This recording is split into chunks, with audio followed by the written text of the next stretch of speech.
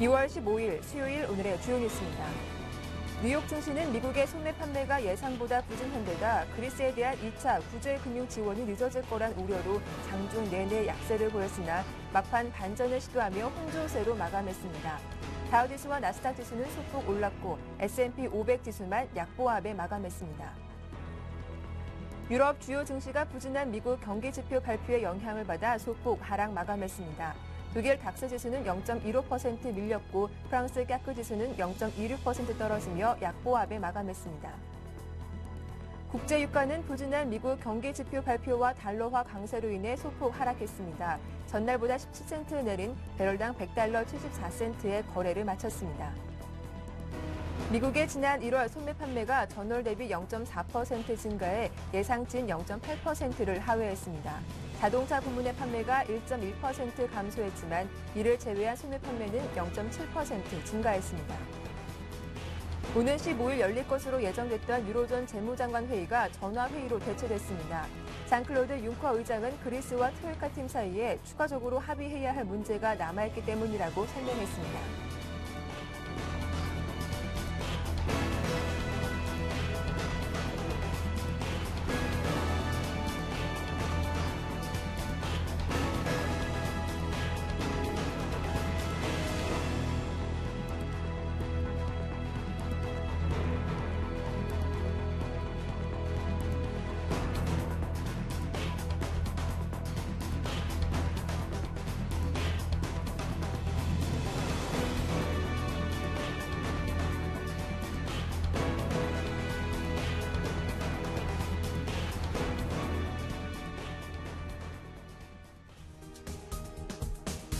안녕하세요. 굿모닝 대박 예감 박미라입니다.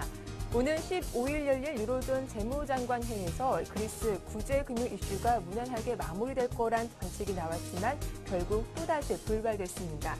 돈을 받는 입장인 그리스가 이 약속을 잘 이행하겠다라는 확약서를 제출했어야 하는데 그것이 도착하지 않아서 이번 유로존 재무장관 회의는 직접 모이는 것이 아니라 전화회의로 대체하겠다라고 밝히기도 했는데요.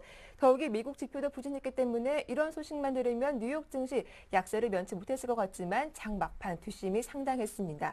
다우지수와 나스닥 지수 상승 전환됐고 S&P 500 지수만 소폭 내렸는데요. 간밤 글로벌 이슈들 어떤 것들이 나왔는지 지금부터 자세하게 분석을 해보겠습니다. 오늘 글로벌 핫 이슈 인백스 투자자문의 이현민 본부장과 함께하겠습니다. 안녕하세요. 네, 안녕하십니까. 예, 뉴욕 증시가 말 그대로 뒷심을 발휘했습니다. 그리스 재료와 미국의 지표들 부진했기 때문에 장중 내내 약세를 보였는데 장 막판 30분 전부터였죠. 빠르게 올라왔더라고요. 어떻게 마감됐습니까? 네네. 그 말씀 주신 대로 네. 경제 지표의 미국 내용도 좋지 않았고 그리스와 관련된 문제도 합의가 야당과의 내용을 결론 짓지 못하면서 악재로 작용을 했습니다만 30분 정도를 장 막판에 남기고서는 지수를 상당폭 끌어올리는 뒷심을 발휘했습니다. 뉴욕 다우지수는 0.03% 상승한 12,878로 마감했고요. 나스닥도 강보합세였습니다. 0.01% 상승한 2,931로 장을 마쳤습니다. S&P 500 지수는 소폭 하락했는데요. 낙폭은 그리 크지 않았습니다. 0.09% 하락한 1,350으로 마감했습니다. 이런 흐름들은 역시 1월에 소매 판매가 좀 부진했고 미국의 12월 기업 재고가 기대치에 좀 미달했다는 점, 그다음에 수입 물가 상승세 이런 점들은 경제 지표의 덕을 좀 보지 못한 그런 흐름이라고 하겠습니다. 종목별로 조금 더 살펴드리면 뱅크 오브 아메리카가 3.27% 하락을 했고요. 구글은 0.24% 하락세, 야후는 자산 매각이 불발됐다는 소식이 악재로 전해지면서 4.68% 하락세로 마감을 했습니다. 보잉은 수주와 관련된 소식이 전해지면서 0.95% 상승세로 마감을 했고요. 애플도 1.36% 상승하면서 최근 미국의 주가는 애플에 대한 기대감이 상당폭 녹아있는 것이 특징이라고 볼 수가 있겠습니다. 네, 어제 뉴욕 증시 마감 이후 나온 재료였죠. 국제 신용평가사인 무디스가 포르투갈과 이탈리아 그리고 스페인을 포함한 6개 국가들의 국가 신용 등급을 강등시키기도 했는데 좀 상당히 부담스러운 재료가 됐었던 것 같아요. 그렇습니다. 네. 유럽 증시가 이제 마감된 이후 즈음에 이제 이 내용이 나왔는데요. 네. 시장에서는 오늘 유럽 증시에서 이 내용에 대한 네거티브 이펙트, 이른바 조금 부정적인 영향이 좀 있는 것으로 현재 판단을 하고 있습니다. 무디스가 유로존 6개국의 신용 등급을 강화를 했는데요. 여기에 포함된 나라들은 이탈리아와 스페인, 포르투갈이 포함이 돼 있고요. 그 밖의 나라들로는 슬로베니아와 슬로바키아, 몰타가 현재 포함이 돼 있습니다. 또한 특징적인 부분은 영국이 최상위 등급을 유지하는 부분은 현재 무디스가 유지하고 있지만 향후 전망을 부정적으로 현재 내리고 있다는 점, 이런 점은 영국이 최초로 부정적 전망 수치에 들어갔다는 점이 특징이라고 볼 수가 있겠는데요. 역시 이 무디스의 6개국에 대한 유로존 등급 강화는 비교적 그렇지만 유럽 증시에 크게 악영향을 미칠 수 있는 부분은 점점점 조금씩 현재로서는 그 악재가 소멸돼 가는 것이 아닌가, 투자자들의 내성이 조금씩 쌓인다고 볼 수가 있겠습니다. 네. 자, 그리스 문제가 계속 꼬리에 꼬리를 물고 있습니다. 시간상으로 보면은 더 이상 늦출 수가 없을 텐데 오늘 15일 열릴 예정이었던 유로존 재무장관 회의가 전화 회의로 격화됐다고 하죠. 왜 그랬는지 그 이유 좀 자세하게 짚어봐 주시죠. 네. 그 마지막 수순에서 이제 그 유로존 재무장관 회의가 우리나라 시각으로는 이제 오후에 열리게 되는데요. 이 내용이 이제 컨퍼런스 콜로 현재 대체가 됐다고 소식이 들어와 있습니다. 역시 이 내용은 그리스가 현재 그 유로존 재무장관 회의에 제출해야 될 약 3억 2,500만 유로의 추가적인 긴축의 내용에 대해서 야당과 합의를 이루어서 이 내용을 이제 제출을 해야 되는데요. 오늘 그리스 정부가 야당과의 협의를 통해서 국영기업과 은행 보조연금을 추가적으로 삭감을 하고 이른바 개인연금의 삭감 부분을 이에 대체하는 쪽으로 마무리를 지으려고 했지만 현재 회의가 좀 길어지면서 이 내용이 마무리되지 못한 것으로 보입니다. 이런 내용을 실시간으로 유로존 쪽에 현재 회의를 준비하는 입장으로서는 이른바 내일 이 합의안이 제출되지 못할 것으로 우리나라 시각으로는 이제 오후가 되겠는데요. 그런 부분에 현재 정례 회의가 20일로 다시 이제 연기되는 수순을 현재 밟는다고 보겠습니다. 따라서 현재로서는 독일이 크게 현재 구제금융을 주는 쪽으로 입장과 그 현재의 그 내용을 잡고 있기 때문에 추가적으로 큰 변수는 아닌 것으로 생각이 됩니다만, 역시 이제 유로존 회의가 예상보다 이제 늦춰지게 되면 국채 교환과 관련된 민간 협상단과의 서명 작업, 그다음에 추가적인 그 협상이 끝남으로써 추가적으로 그 이행해야 될 작업 등이 조금 더 미뤄질 수 있다는 이런 쪽의 부담은 현재 남아 있는 것으로 보입니다. 네, 그렇다면은 좀 이제 시간이 얼마 남지 않은 것 같습니다. 그리스 유로존 재무장관 회의에서 그리스 구제금융 승인 여부는 좀 그렇다면 긍정적으로 바라보시는 건가요? 아직까지 시장의 네. 분위기는 그런 방향으로 읽히고 있는데요.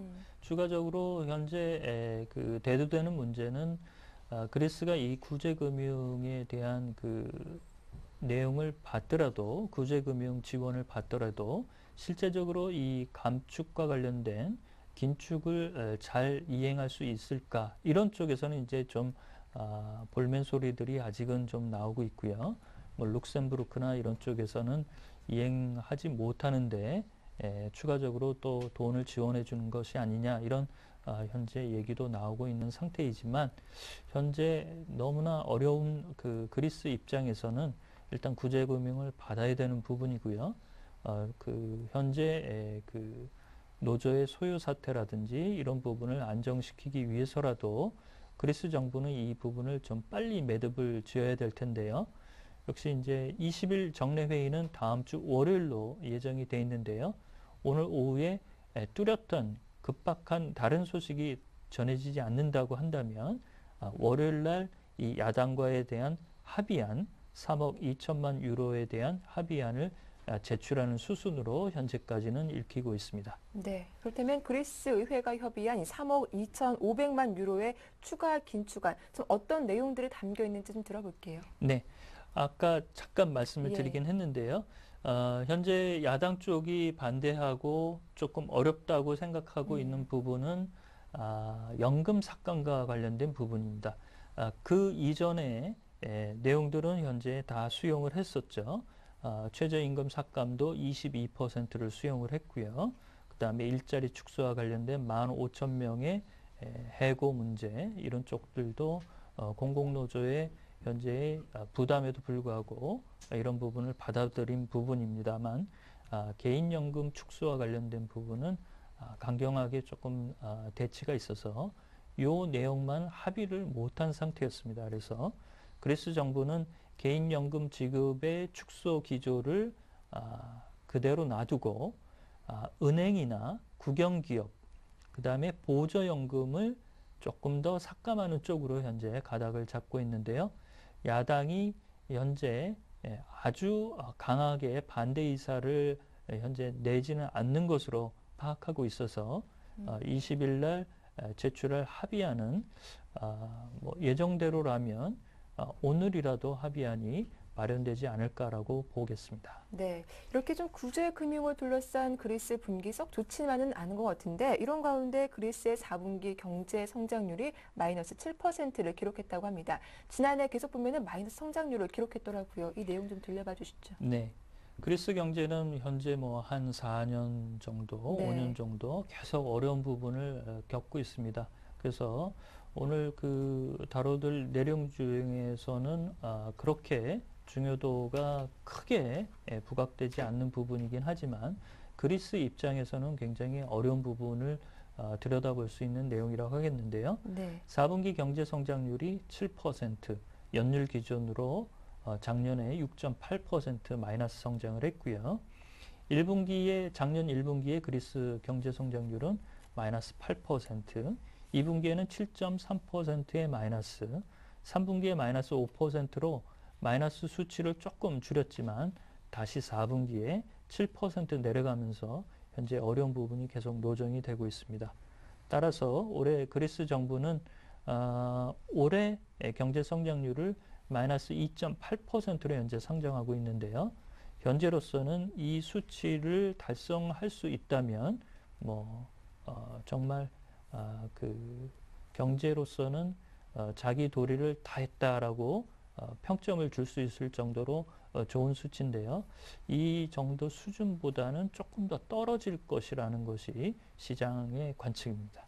네, 이렇게 그리스 문제들 잘 정리를 해봤는데 이번에는 미국의 경기 지표들 자세하게 짚어보겠습니다. 새해 첫 달 미국의 소매 판매가 작년 말 수준에서 다시 회복되는 모습을 보였습니다. 특히 자동차 부문을 제외하면은 또 최근 10개월 만에 가장 좋은 모습을 보였는데요. 어떻게 나왔습니까? 네. 세부 항목에서 네. 앵커께서 지적하신 대로 자동차를 제외한 소매 판매 부분은 예상치를 상회했습니다. 자동차를 제외한 소매 판매 부분은 예상치는 0.5% 증가를 예상을 했는데요. 0.7% 정도 현재 상승한 내용으로 나왔고요. 자동차 부품 부분은 1.1% 현재 하락한 수치로 나왔습니다. 그래서 전반적으로 전체 내용은 전월 대비 0.4% 증가에 그쳤는데요. 예상치는 0.6에서 0.8% 정도 오를 것으로 봤는데 이보다는 현재 조금 못 미친 내용이 나왔습니다. 그래서 소매 판매와 관련된 쪽은 여전히 예상만큼 현재 올라오고 있지 못하다는 것이 현재의 평가입니다. 네, 미국 경제 지표도 수입 물가도 다시 상승 반전했습니다. 자동차를 제외하면 좀 하락했지만 유가 상승 요인이 반영되면서 전반적인 수입 물가는 상승했는데 이 내용도 좀 들어볼게요. 그렇습니다. 네. 현재 나온 1월 수입 물가와 관련된 내용은 0.3% 수치로 현재 증가한 수치로 집계가 됐는데요. 예상치는 0.2%였습니다. 그래서 이보다는 0.1% 증가한 수치고요. 앵커께서 잘 지적을 해주셨는데요. 유가의 상승으로 인한 석유 수입 물가가 1.2% 상승하면서 예상치는 0.5% 하락세를 예상을 했는데 이보다는 현재 수입 물가의 복병으로 유가의 상승세가 영향을 미친 것으로 나오고 있습니다. 자동차를 제외한 소비재의 수입 가격은 0.4% 하락하면서 이 내용은 비교적 긍정적인 측면을 좀 바라봐야 내줬다라고 볼 수가 있겠는데요. 반면 수출 물가는 0.2% 상승한 예상치에 부합되는 수치가 나와서 전반적인 수입 물가는 크게 현재 미국 경제의 인플레이션 우려는 크게 현재로서는 작용하지 않는 쪽으로 판단을 할 수가 있겠습니다. 네, 한 가지 더 살펴봐야 할 경기 지표가 미국의 12월 기업 재고였는데 예상치를 좀 하회했더라고요. 네. 오늘 나온 미국의 경제 지표들은 전반적으로 조금 미달한 그런 수치인데요. 네. 10월 기업 재고가 예상치보다는 조금 현재 재고 수치가 올라가지 못한 것으로 발표가 됐는데요. 12월 기업 재고 수치는 1조 5,550억 달러 정도 수준인데요. 전월비에서는 0.4% 증가한 수치입니다만 예상치인 0.5%에는 조금 못 미쳤습니다. 전년 동월 대비해서는 7.7% 상승한 수치고요. 따라서 향후 경제의 좋은 흐름 이런 쪽에는 조금 기업 재고의 수치로서는 조금 미달된 것이 아닌가라고 볼 수가 있겠습니다. 네, 이어서 유럽 증시 마감 상황 살펴볼 텐데요. 이 장중 상승분을 지켜내지 못하고 종가상으로 보면은 결국 하락으로 마감하기도 했습니다. 호재보다는 악재도 민감했던 하루였는데 어떻게 마감됐는지 정리해 주시죠. 네, 유로존의 12월 산업 생산 수치가 네. 경제 지표로서는 좋지 않았습니다. 이런 점도 좀 부담으로 작용을 했고요. 그리스의 구제금융 해법, 추가적인 야당과의 긴축 합의안 이런 부분이 쉽게 도출되지 않은 것도 좀 악재로 작용을 했는데요. 호재도 있었습니다. 이탈리아나 스페인의 국채가 잘 소화됐다는 내용도 전해졌지만 하락세를 좀 막지는 못했습니다. 독일의 닥스 지수는 0.15% 하락을 했고요. 영국의 FTSE 지수는 0.1% 하락세, 프랑스 CAC 지수는 0.26% 하락하면서 마감을 했습니다. 종목별로 좀 더 살펴드리면 독일의 티센크랍은 3.9% 실적 부진 여파가 주가를 좀 하락세로 이끌었고요. 폭스바겐은 1.3% 하락했습니다. 영국 증시에서는 액텔리언이 매출 부진 전망으로 6.1% 비교적 크게 하락을 했고요. 프랑스의 화장품 업체인 로레알은 3.4% 올랐습니다. 이런 주가의 상승 배경에는 실적이 올해 좀 더 좋아질 것이라는 예상이 나오면서 주가의 상승세가 좀 나타났습니다. 네, 오랜만에 일본과 관련된 소식 들어와 있습니다. 일본의 중앙은행이 추가 양적 완화를 추진한다라는 소식이 들려왔는데 예상 밖 결정이 아닐까 싶기도 합니다. 이 부분이 과연 오늘 국내 증시에 또 어떤 영향을 미칠지도 궁금한데요. 이와 관련된 내용도 자세하게 소개해 주시죠. 네, 어제 이제 오후에 나온 네. 소식인데요. 조금 더 리뷰를 할 부분이 있어서 요 이슈를 오늘 가져왔는데요. 예상 밖으로 추가적으로 일본의 중앙은행이 양적 완화 정책을 쓰겠다라고 어제 발표를 했습니다. 시장의 전문가들은 이 내용이 나올 것이라고 예상한 전문가는 한 명 정도밖에 없었는데요. 비교적 이런 쪽에서는 일본이 현재 가지고 있는 금리 정책보다는 현재 미국 쪽이 가져가고 있는 이른바 인플레이션 타겟팅 목표치를 제시하고 이에 풍부하게 유동성을 이제는 좀 푸는 쪽으로 적극적으로 움직이는 것이 아닌가라고 볼 수가 있겠습니다. 시라카와 마사하키 총재는 양적 완화 정책으로 10조 엔을 투입하겠다라고 얘기를 했는데요. 역시 1년 내지 2년물의 국채를 매입함으로써 시중에 이 내용을 풀겠다는 현재 보관을 가지고 있는 것으로 보입니다. 따라서 현재 이런 내용은 지난번 미국의 연방공개시장위원회에서 인플레이션 목표치를 2%로 제시한 것처럼 일본의 중앙은행도 소비자 물가지수를 1% 끌어올릴 때까지 현재 양적 완화 정책이 점진적으로 시장에서 효율적으로 현재 작동하고 있는지 이런 쪽으로 현재 준비를 하고 있다라는 부분은 다소 일본은행이 현재 가져가고 있는 쪽의 통화 정책에서 변화가 있는 것으로 판단할 수가 있겠는데요. 이렇게 추가적인 양적 완화를 통해서 엔화의 강세를 조금 더 저지할 수 있다면 일본 기업들이 엔고로 인해서 현재 수출에서 어려움을 겪고 있는 점, 이런 점이 조금은 누그러들 수 있는지 이런 점도 좋은 관전 포인트가 아닌가라고 보겠습니다. 예, 끝으로 오늘 밤 어떤 지표들이 발표되는지 주요 일정들 정리해 보겠습니다. 네, 주요 일정을 조금 축약해서 예. 4개 정도만 말씀을 드리겠는데요. 뉴욕의 제조업 지수를 가늠할 수 있는 2월 엠파이터 스테이트 지수가 발표가 됩니다. 예상치는 14.8 정도로 현재 예상을 하고 있고요. 1월의 산업 생산도 발표가 됩니다. 예상치는 0.6% 증가한 것으로 현재 파악을 하고 있습니다. 이외에 전미 준택건설업협회 주택시장 지수가 발표가 되고요. 그다음에 연방공개시장회의 의사록이 현재 대기 중입니다. 네, 말씀 잘 들었습니다. 지금까지 인백스 투자자문의 이현민 본부장과 함께했습니다. 도움 말씀 고맙습니다.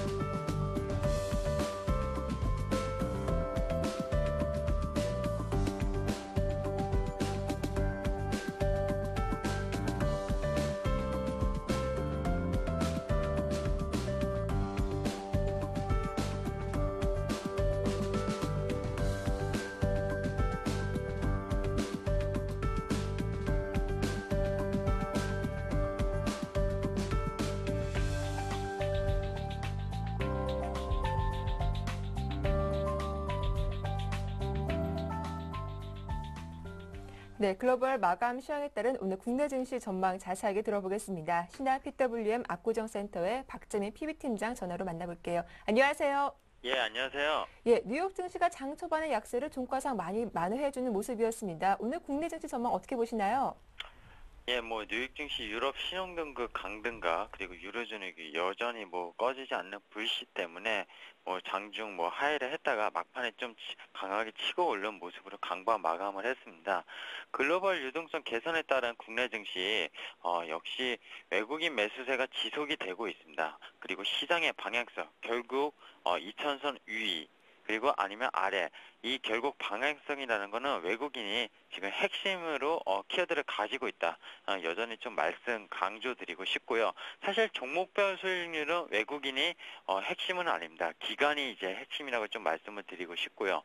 코스피 2200선 넘어가는 전고점 수준까지 아무래도 진행이 되려면은 상당한 펀드 매물 압력과 자문형, 이림형 랩, 한매 지난주에 말씀드렸죠. 그런 어떤 걸림돌에 대한 그런 압력들을 전부 다 이겨나가는 그런 수급 방향이 결국이 외국인 쪽에서 나와야지만 추가 상승 랠리 이끌 수 있겠다. 그래서 유동성 불마켓이 나올 수 있는 상황이다. 하지만 이거는 한편의 시나리오고요. 그렇게 되기에는 여전히 좀 부담스럽다. 불씨는 남아있는 상황이고요. 대량의 수급 여건이 아무래도 1월에 비해서 외국인 수급 매수 강도가 작아졌습니다. 그래서 2차 랠리는 일단 행보 장세를 걸치는 과정 속에서 방향성을 만들어낼 것이라고 판단하고 있기 때문에 지금 시점에서는 상당히 좀 보수적으로 대응하시는 게 맞을 것이라고 보고 있습니다.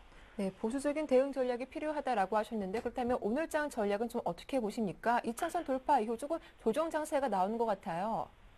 예, 그렇습니다. 오늘 수요일이죠. 아무래도 월요일 상승 그리고 화요일 조금 하락, 그리고 오늘 또 상승 이렇게 아니면 하락 이렇게 나올 자리 오늘 상승이 나오면 좋겠지만 계속 이렇게 위아래로 방향성을 못 잡고 좀 박스권 안에 2차선에 넘어서 오면서 갇혀있는 모습을 지금 계속 현상으로 보여주고 있는데요. 아무래도 2차선 안착하면서 그동안에 유럽 딱 8월 작년 위기 때 떨어졌던 그런 이제 거기에 매수세가 많이 잡았던 그런 소화 과정을 지금 걸치는 그런 자리라고 보시면 되겠습니다.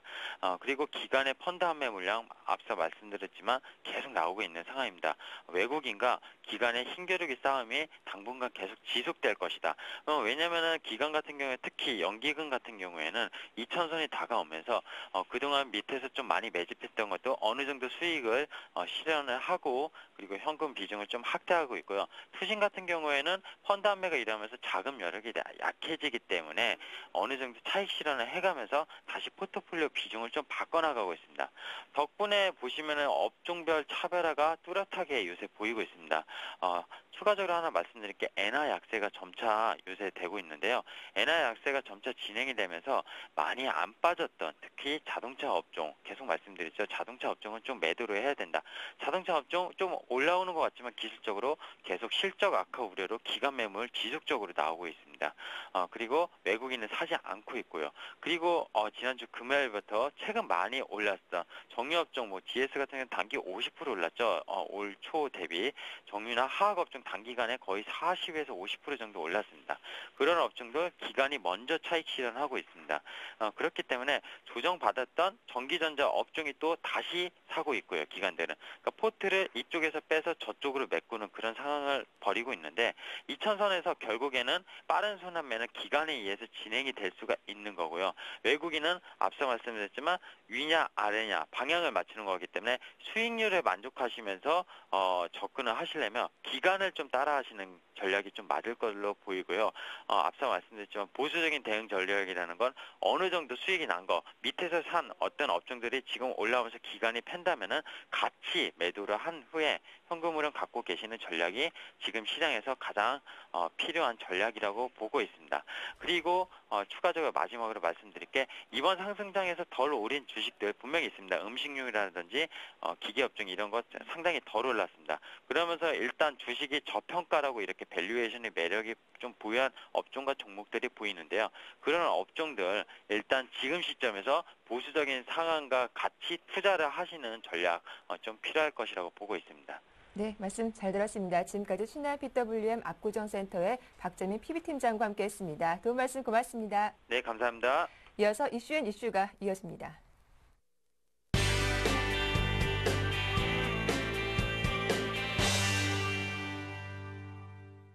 네, 국내 주요 경제 뉴스들 전해드리겠습니다. 오늘 처음 인사드리는 분인데요. 서울경제신문 생활산업부의 조성진 기자와 함께하겠습니다. 안녕하세요. 네, 안녕하세요. 네, 첫 번째 소식입니다. 서울경제신문이 지난해 11월 문제점을 지적했던 중소기업인의 연대 보증 문제에 대해서 금융당국과 국회가 해결책을 내놨다면서요. 네, 그렇습니다. 오는 5월부터 44만여 명의 중소기업인들이 순차적으로 연대 보증의 굴레에서 벗어날 수 있게 됐습니다.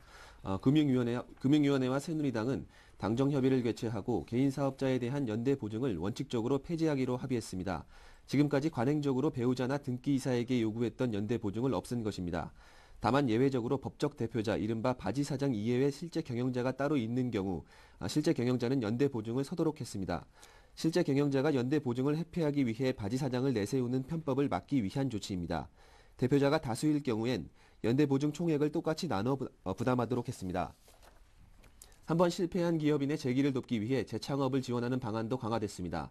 당정은 신용회복위원회에 재창업지원위원회를 새로 만들고 향후 3년간 금융권 공동으로 5천억 원의 지원 펀드를 조성해 채무 감면에 나서기로 했습니다. 지원 대상으로 선정된 중소기업인은 원금의 50%를 감면받고 추가로 신규 자금을 지원받을 수 있습니다. 당정은 또 신용불량자가 돼버린 중소기업인의 신용회복을 지원하기 위해 소득이 없더라도 신용회복 지원 신청을 허용키로 했습니다. 현재는 변제금을 갚기 위해 소득이 있어야만 신용회복을 지원하고 있습니다. 신용회복 지원 프로그램 신청이 가능한 채무 한도도 15억 원에서 30억 원으로 2배 늘렸습니다. 이와 함께 신용보증기금과 기술신용보증기금은 중소기업인의 신용회복을 앞당기기 위해 대입연재 후 5년이 지난 삼각채권은 적극 매각하기로 했습니다. 특히 고령자 등 채권 행사에 실익이 없다고 판단되면 소송 등의 시효 연장 조치를 중단하고 채무를 적극 면제해줄 계획입니다. 정은보 금융위원회 금융정책국장은 연대보증제도 개선책이 시행되면 기존 대출보증의 경우 5년 내에 약 80만 명 중에 44만 명의 연대보증 부담이 해소될 것으로 기대한다고 말했습니다. 네, 중소기업인들에게는 좋은 소식일 것 같은데 좀 반응이 어떻습니까? 궁금한데요. 중소기업계는 쌍수를 들어 환영하는 모습입니다. 중소기업 중앙회는 청년들의 중소기업 창업과 기업가 정신이 위축되는 상황에서 연대보증 개선안은 대단히 시의적절한 조치로 판단되며 적극 환영한다고 발표했습니다. 특히 개인사업자에 대한 연대보증 폐지는 중소기업계가 지속적으로 요구해온 사항으로 중소기업의 창업 활성화로 이어질 것이라고 높이 평가했습니다. 하지만 아쉬움과 우려의 시각도 나왔습니다. 메디슨 창업자인 이민아 카이스트 교수는 일단 국책 보증기간만이라도 대표이사 연대보증을 완전히 면하는 방식을 도입했어야 했다면서 대신 이런 기업에 대해서는 추가 보증료 징수는 가산 보증료 제도를 만드는 것도 대안이 될 것이라고 말했습니다. 네. 다음 소식 살펴보겠습니다. 고 이병철 삼성그룹 창업회장의 장남인 이맹희 씨가 동생 이건희 삼성회장을 상대로 거액의 상속 주식 반환 청구 소송을 했는데 자세한 내용 전해주시죠. 네. 서울중앙지법에 따르면 이맹희 씨는 이병철 회장이 생전에 제3자 명의로 신탁한 재산을 이건희 회장이 다른 상속인에게 알리지 않고 단독 명의로 변경한 만큼 상속분에 맞게 주식을 넘겨달라고 소송을 제기했습니다. 이 씨가 반환을 요구한 재산은 삼성생명 주식 824만여 주와 삼성전자 주식 20주 및 이익배당금 1억 원 등으로 소송가액이 7,138억 원에 이릅니다. 이 씨는 소장에서 삼성전자 주식 청구는 일부 청구로 차명 주식 규모를 파악하는 대로 청구 금액을 조정하겠다고 주장했습니다. 이 씨는 이재현 CJ 회장의 부친입니다. 이 씨의 소송 제기 사실이 알려지자 삼성과 CJ는 당혹스러운 표정이 역력했습니다. 삼성 고위 관계자는 민사소송이어서 그룹에서 공식적으로 할 말이 없다면서도 상속 문제는 이미 다 끝난 것 아니냐고 말했습니다. 1994년 제1제당 현 CJ그룹을 장손인 이재현 씨에게 넘기고 계열 분리하면서 상속 문제가 모두 종결됐다는 얘기입니다. CJ 측은 이번 소송은 이 씨 개인 차원의 민사소송으로 소송 사실도 보도를 통해 알았다면서 소송이 삼성과의 갈등처럼 비치는 것은 바람직하지 않다고 말했습니다. 재계에선 대기업 때리기가 극성인 마당에 자칫 이 소송이 재계 전반에 부정적인 인식을 붙이기지는 않을까 우려하는 목소리가 나오고 있습니다. 네, 그렇다면 이맹희 씨가 어떤 인물인지 좀 자세하게 소개를 해주시죠. 네, 이 씨는 재계에서 비운의 형태자로 불리고 있습니다. 네. 이건희 삼성 회장이 삼성 경영권을 승계한 뒤 그는 20년 넘게 경영 일선에서 물러나 해외를 전전하고 있기 때문입니다. 네. 이 씨는 1970년대 초 삼성전자 부사장 등 공식 직함이 17개에 이를 만큼 그룹 내에서 역할이 컸습니다. 그러나 1966년 삼성 계열이던 한국비료사카린 밀수 사건으로 선친이 경영 일선에서 물러난 뒤 실질적으로 그룹을 이끌기도 했습니다. 하지만 이 씨는 이병철 회장으로부터 주식을 직접 상속받지 못했습니다. 이 씨의 부인인 손봉남 CJ그룹 고문 명의로 상속됐습니다. 이후 1994년 제1제당의 분리독립도 손 고문이 보유한 삼성화재 지분을 삼성이 갖고 있던 제1제당 지분과 맞교하는 방식으로 이뤄졌습니다. 이 씨의 행적은 지금도 베일에 가려져 있습니다. 중국 베이징의 고급 주택가에 거주하는 것으로 알려져 있을 뿐 CJ에서도 그의 움직임을 아는 사람은 극소수인 것으로 전해졌습니다. 네, 자세히 살펴봤습니다. 이제 다음 내용 살펴보도록 할 텐데요. 최태원 SK 회장이 하이닉스 반도체 대표이사로 선임되기도 했었죠. 네, 하이닉스는 어제 오후 2시였죠. 대치동 하이닉스 서울 사무소에서 이사회를 열고 최태원 SK그룹 회장을 대표이사 회장으로 추대했습니다. 최 회장은 대표이사 회장으로 선임된 후 하이닉스를 세계 반도체 초우량 기업으로 발전시키는 데 앞장서 달라는 요청으로 받아들인다면서 SK그룹 회장이자 하이닉스 대표이사 회장으로서 책임을 지고 하이닉스를 성공적으로 경영할 것이라고 말했습니다. 그는 SK그룹이 축적해온 경영 역량과 개인적인 글로벌 네트워크를 총동원할 것이라며 경영 최전선에서 발로 직접 뛰겠다고 강조했습니다. 최 회장은 조만간 하이닉스 이천 본사 등을 직접 찾아 임직원들을 격려하고 과감한 투자 등을 통해 반도체 사업을 에너지와 통신에 이어 그룹의 새로운 성장축으로 육성하겠다는 의지를 밝힐 것으로 알려졌습니다. 네, 최 회장이 수장이 된 만큼 SK그룹 차원에서도 본격적으로 하이닉스에 투자를 하겠네요. 네, SK그룹은 올해 하이닉스 시설 투자에 최소 4조 2천억 원의 실탄을 쏟아붓는다는 방침입니다. 네. 이는 작년 3조 5천억 원보다 20% 늘어난 규모인데요. 투자금은 낸드 플래시 부분에 집중 투입됩니다. 전체 투자금의 절반 이상인 2조 1천억 원 이상을 낸드 플래시에 투입을 하는데요. 이렇게 많은 투자액을 하는 것은 그러니까 연간 투자액의 절반 이상이 랜드 플래시에 투자되는 것은 하이닉스 창사 이래 처음입니다. 랜드 플래시는 모바일 기기가 확산되면서 급속한 성장세를 보이고 있는 반도체입니다. 종전에 하이닉스가 반도체 유행에 뒤처진다며 가장 아쉬워했던 분야가 바로 랜드 플래시 분야였기 때문에 경쟁력이 대폭 강화될 것으로 전망됩니다. 네, 말씀 잘 들었습니다. 지금까지 서울경제신문 생활산업부의 조성진 기자와 함께했습니다. 도움 말씀 고맙습니다. 네, 감사합니다. 네, 이어서 이슈엔 진단 함께하겠습니다.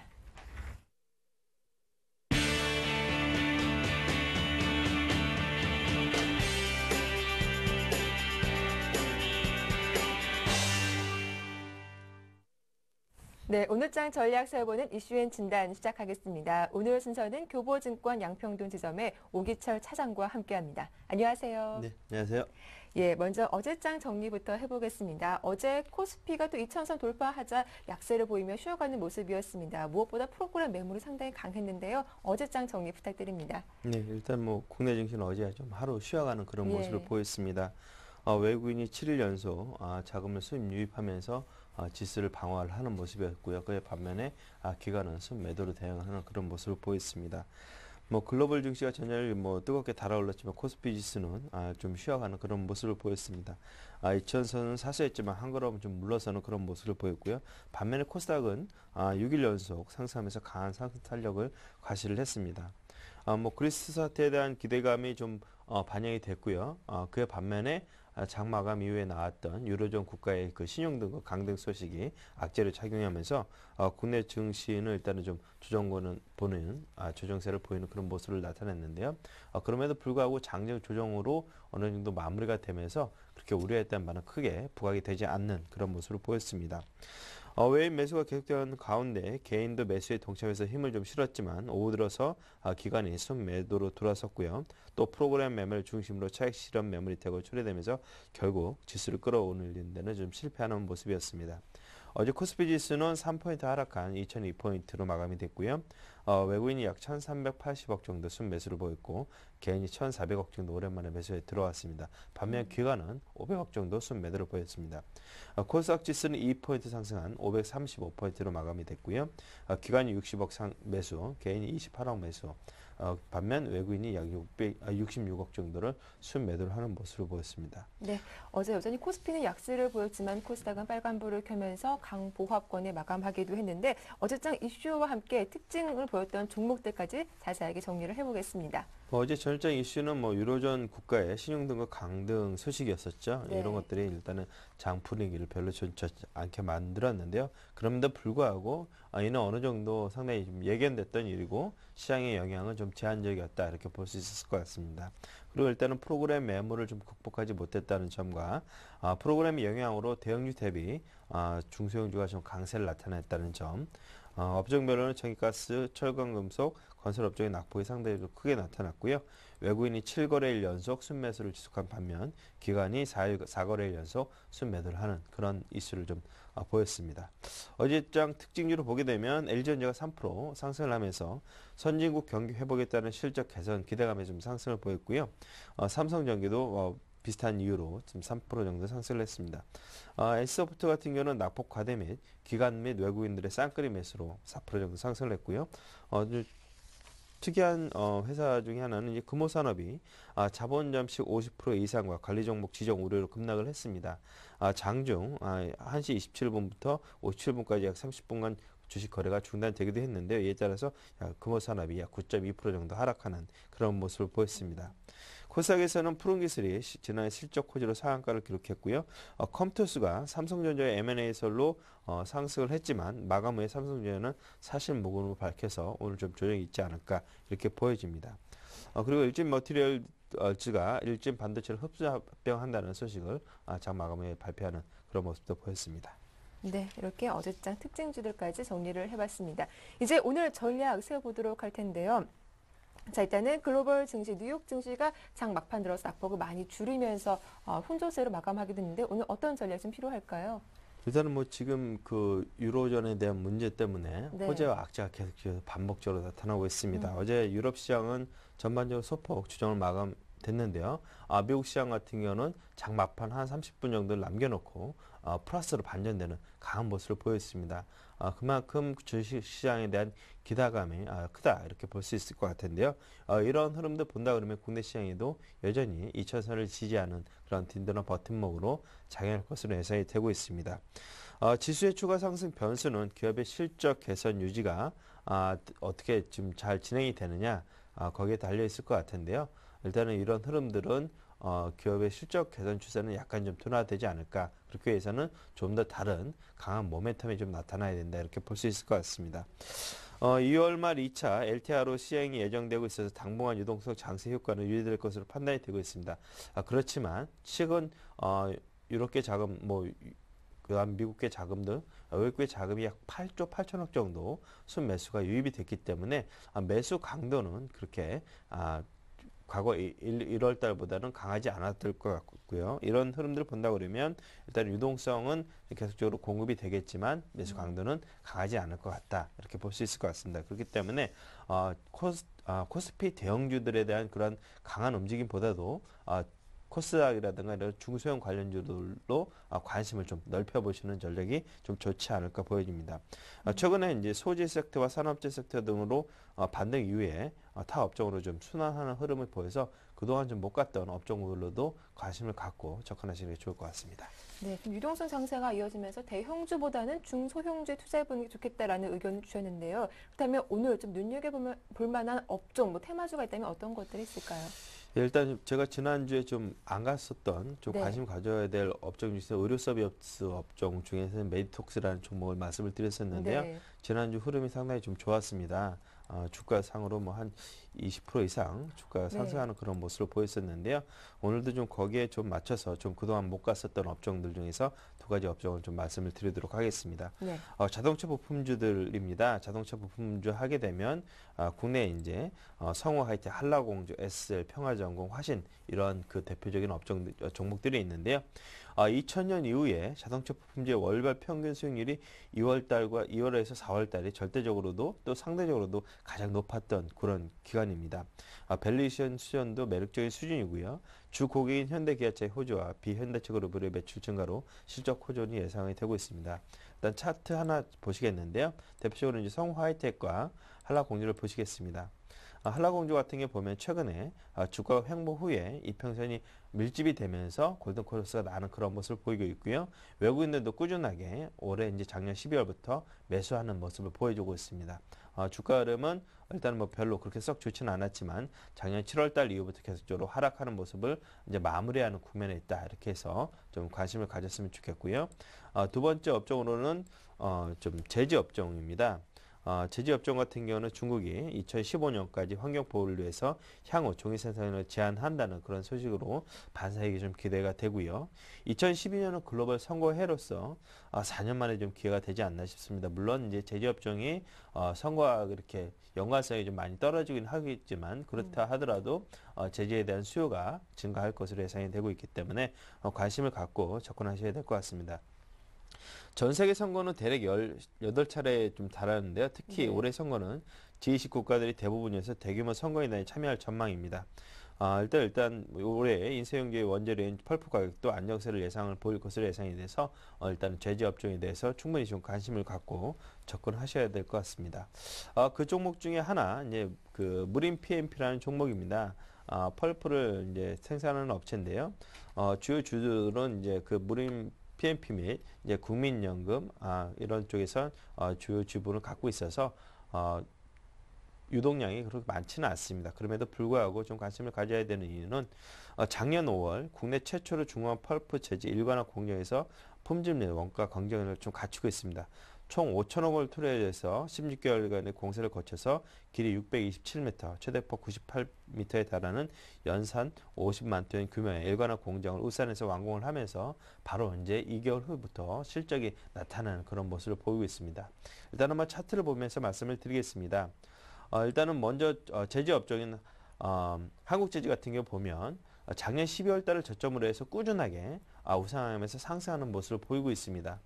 이에 반면 이제 무림 PMP 같은 경우는 올해 이제 1월 달부터 반등을 시작해서 이제 눌림목을 주는 그런 구간에 와 있거든요. 이평선들이 밀집을 하고 있고 최근에 들어서 외국인들의 매수와 기관들의 매수가 좀 유입이 되고 있습니다. 이런 흐름이라고 본다고 하면 일단 무림 PMP 일단은 뭐 지금 시장에서 소외된 업종이긴 하지만 올해 선거 등 여러 가지 이슈들을 본다고 할 때 충분히 좀 관심을 갖고 실적 개선에 기대해서 좀 접근해 볼 만한 종목이 아닌가 이렇게 판단이 됩니다. 네, 말씀 잘 들었습니다. 오늘 자동차 부품주와 제지업종에 관련된 이야기까지 잘 들어봤습니다.